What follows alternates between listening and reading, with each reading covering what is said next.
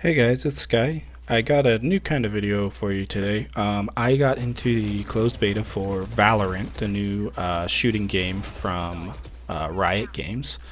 I just wanted to kind of share my initial thoughts, my experience in my first day of playing or so, and kind of give my opinion on some stuff. And I hope that people who watch my channel for MMO stuff might also be interested in this game because we're all gamers and we're all in quarantine right now and we're cooped up in the house and just there's a lot of free time, so maybe you guys want to check out something different, or maybe you played Counter-Strike or Overwatch and are interested in giving this game a try. So just super quick, since a lot of you people don't know this, my background with gaming goes a lot further than the MMOs that I usually post content for. I played Counter-Strike Source, I played Cal P when I was like 12, and then I played WOGL and Combat Arms, and I played ESEA main, not open,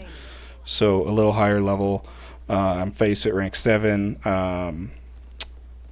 and I played a lot of Counter-Strike. I have like 4,000 hours on Counter-Strike, so I have definitely played at a higher level than most of the people who play it, so I feel that this is also a game that I am equipped to, preview for you guys, and I feel like I can give a valid opinion, having experience with a lot of other competitive first-person shooters. So what is Valorant? Valorant is a free-to-play first-person shooter from Riot Games. If you don't know who they are, they made League of Legends, Teamfight Tactics, Legends of Runeterra is like a card game that they do.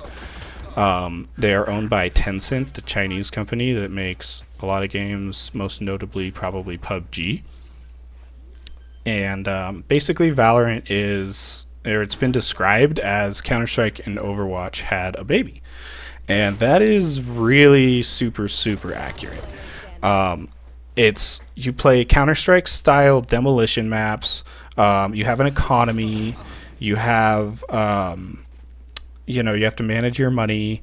You have buy rounds, you have save rounds, full save rounds, eco rounds, same as Counter-Strike. It's a very important part of the game. It's two halves, attack and defend, and you play to a certain number of rounds in order to win. So there's no respawning, just like the regular Counter-Strike is known for.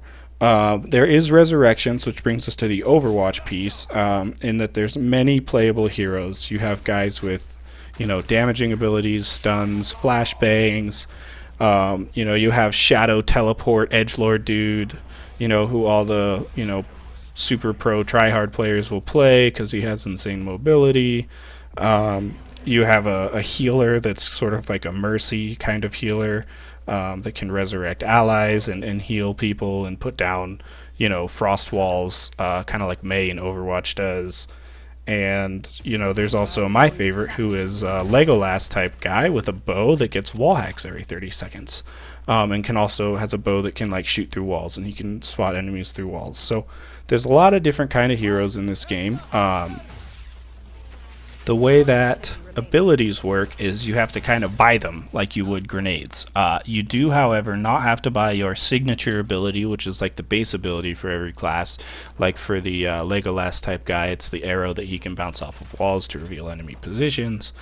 And then you have an ultimate that you can charge by getting kills, and the ultimate abilities are very powerful, but a lot of them aren't really focused on damage. Like a lot of the abilities in this game are not focused around doing damage. They're more support or intelligence, like intel, recon abilities, finding out where people are and what they're doing. But don't be confused. This is not Overwatch with some, more advanced gun mechanics. This is Counter-Strike with some abilities, is what this game is. The gunplay is identical, not identical, but I mean, it's pretty much identical to Counter-Strike. Like, it feels very, very similar. The way that the spread patterns work, the way that your crosshair means jack shit, the way that the op works. They even have a gun called the Operator, which is the one-shot kill sniper. And I mean, it's going to be called the Op because it's, short for Operator, just like in Counter-Strike. So it's very, very Counter-Strike-esque. So, my opinion so far is, just to put it short, this game is almost a masterpiece of first person shooters. It is very fun. It is very competitive. There's a ton of strategy involved. The strategy and meta are going to get more defined as things move on. It's super cool. It runs very, very good. I don't know what the server tick rates are, but the hit reg feels amazing. It feels better than Counter-Strike on 64 tick servers. Um, it's a great game all around. I'm really enjoying playing it. It's innovative, but it's not an innovative take on first person shooters, and this is kind of where my one gripe for the game is. It's innovative in that we've never seen anything like this before, but at the same time it kind of just feels like a Counter-Strike source, or like a source engine mod or something. Like, it feels like they're pandering super, super hard to Counter-Strike players. And I don't think there's anything wrong with that. I think there's definitely a market there for competitive shooters. I mean, you play Call of Duty, like, Call of Duty League's a joke. Like, if you're a good first-person shooter player, you're going to shred everyone until you get to the highest levels. Um, I mean, I will be playing this game a lot. I'm really enjoying it. Um, but I just am kind of worried that by catering so hard to the Counter-Strike player base and the funky gunplay mechanics that Counter-Strike has, they are going to limit their target audience more than they expect. I mean, so they made this game free to play, right? And they made it super low spec. Everything's cell shaded. So it's supposed to run on like anything. Their claim was that it can run on 10-year-old computers, which is awesome. But the very advanced recoil and gunplay mechanics of the game, and the way that rotations are going to be super important, and angles and all this stuff you get in Counter-Strike, I feel like it has a chance to turn off the more casual audience that I feel like they designed the game in order to grab.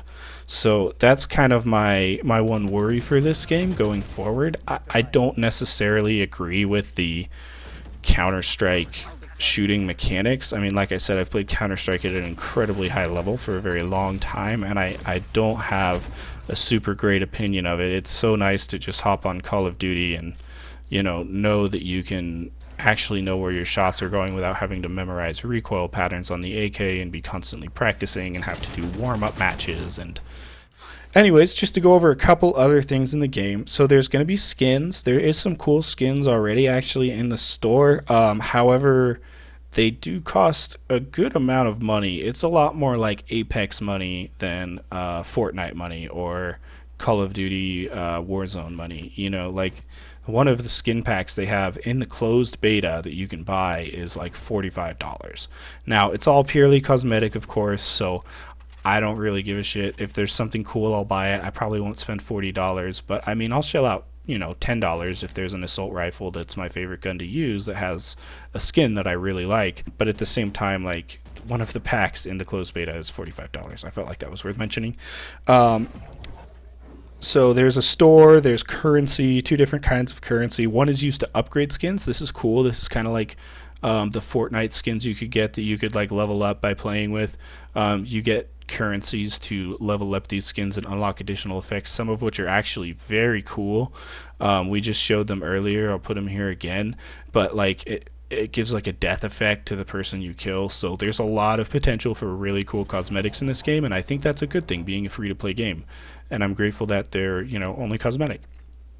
There's also some battle pass mechanics in the closed beta, unlocking different titles, different calling cards, different sprays, that sort of thing. Pretty typical, but it's good to see that the skeleton for those mechanics are in place in the beta, and it makes me excited to see where everything's going to be going.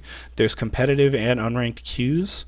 There's open matches. You can open your party so people can just join on you. You can invite people. The friend system is really smooth. I already have some friends I've been playing with that also got into the closed beta.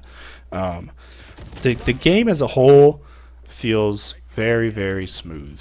Like, it runs smooth. The menus are smooth. I have like infinite frames, so I think that's a good thing. Some other stuff, there's a practice range. that has a little like shooting trainer, which is actually really nice to have that stuff implemented into the base game. Like on Counter-Strike, you have servers that you go to do that, and for other games you just have to straight download, you know, external apps and work on those to train your shooting. But it's just like Counter-Strike, your aim is the most important part of this game. If you know absolutely nothing about this game and you are a really good Counter-Strike player, you will go in and you will shred the first match, I guarantee it. There's also a little jumping puzzle that looks straight out of Guild Wars 2, which is nice though, because it showed me that there is like crouch jump mechanics and cool stuff like that. So as more maps come out, there's going to be cool little spots you can get to. That's one of the things I really enjoy about Counter-Strike. Like, I could just go and play Counter-Strike Source with no one in the maps and just like play around in the maps and jump around. Like, that was something I really enjoyed about it. Yeah, and this practice range it's cool. We're looking at it right now, and it looks like it's straight out of Team Fortress 2. It looks like a Team Fortress 2 map. So yeah, that's kind of my opinion on Valorant. I'm really excited to see where it's going. Please take these clips with a grain of salt, as these were my first 10 or so games played. So don't trash me if you see me doing stuff. I really had no idea what I was doing. I just picked a character I liked and I played him. I didn't branch out a whole lot, so I will be doing that, and I'll probably go over the characters and stuff in a later video. But yeah, it's just, I'm really excited. This game is really fun. It has a ton of potential. I think that I'd like it if maybe they, I don't know. Let's just say I won't be mad if they tone down the time to kill and recoil a little bit. It's going to be super punishing for someone who's never played Counter-Strike. If someone has played Overwatch and they're a freaking grandmaster in Overwatch but have never played a day of Counter-Strike, they're going to come in and they're going to suck for months, because that's what happens when you go to play Counter-Strike, and this game is basically Counter-Strike with abilities. Now, I'm not mad about that, because I'm so freaking bored of Counter-Strike and I'm excited to have another competitive shooter I could play, but that's just kind of my opinion. The last thing is, so I would be doing you guys a disservice if I didn't talk about the anti-cheat. I don't know if any of you have been following this, but it is very, it's very controversial. It's been in the news. It's been on Reddit. It's been, you know, something that a lot of people have been talking about. Basically, the anti-cheat for Valorant is called vgk.sys. It treats itself as a system file. It starts at ring 0 of the Windows kernel, which basically means it starts at boot with full admin privileges, and it's running 100% of the time. You can turn it off. You can like end the task when you're not playing the game, but when you go to play the game again, it will come back on and it will stay on. Now, I understand why they did this. Like, I've used hacks before. I know how they work. I know how they inject. I know, you know, that's what I know about them. And I'm not super educated on this current anti-cheat that they're using, but I just wanted to share with you guys that I understand it. However, there is definitely cause for concern, being that Riot's owned by Tencent. No, I don't think China wants to see what fucking kind of porn you're watching, or they're going to hack into your computer. But I do think that you know, this sort of practice, and this sort of practice is not new. It's been done before. There are Sony DVDs and CDs that came out in like 2006 that would do the same thing to prevent, it's like DRM stuff. Like, this is not a new thing. However, I don't agree with the invasiveness of it. I don't think Riot Games has any ill intent with this anti-cheat. I understand. I mean, it's so easy to avoid bans on a lot of anti-cheat. I mean, you see people with thousands of hours in Counter-Strike that are, you know, global elite, and they've clearly been wall hacking for like years. Like, it's easy to avoid even the best anti-cheats like VAC and stuff. But so I get why they did this, but at the same time, it's definitely concerning, and I wanted to share that with you guys. So without further ado, I hope you guys enjoyed the video. I'm going to let the clips run depending on how long my commentary went, and I hope you guys enjoy. See you next time.